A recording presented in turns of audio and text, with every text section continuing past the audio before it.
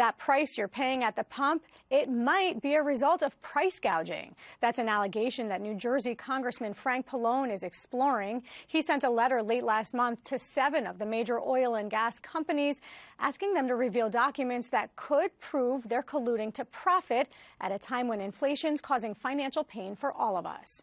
Raven Santana spoke to Pallone at the John Bon Jovi gas station, where drivers are already feeling the pain.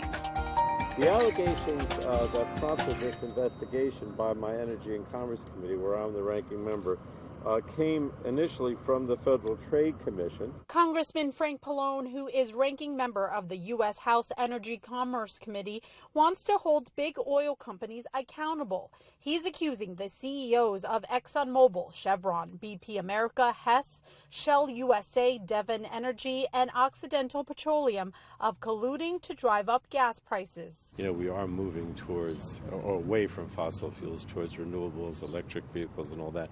But I think that that's the very reason this is happening. In other words, you know, the oil companies realize more and more that they're a thing of the past, and so it's like a last-ditch effort to try to, you know, make more money before they can't. And so I think that's part of it, unfortunately. Pallone, who is pushing for a congressional investigation into the oil companies, shared details of the damning Federal Trade Commission's complaint about former oil executive Scott Sheffield.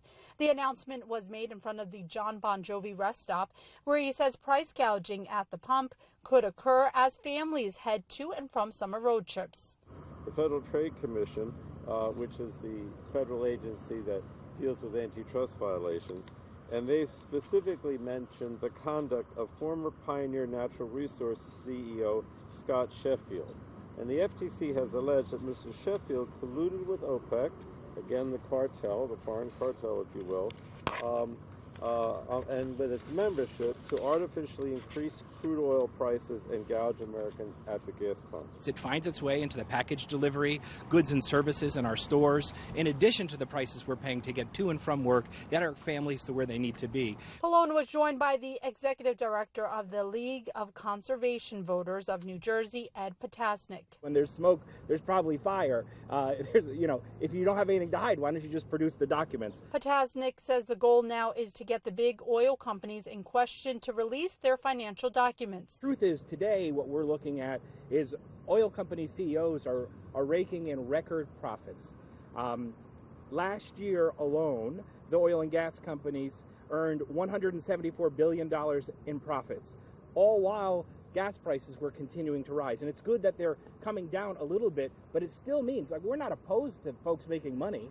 It's the fact that they're using the inflationary pressures, or in the case that the congressman said, that they're colluding to raise prices, that leaves us having to shell out more so they can just pay out more to their executives and board members. Pallone says Democrats are now trying to convince the Republicans to have a hearing so they can subpoena the oil companies for the documents. We reached out to the companies Pallone named and none responded. But the American Petroleum Institute said American oil producers have answered the call to meet growing energy demand. For NG Spotlight News, I'm Raven Santana.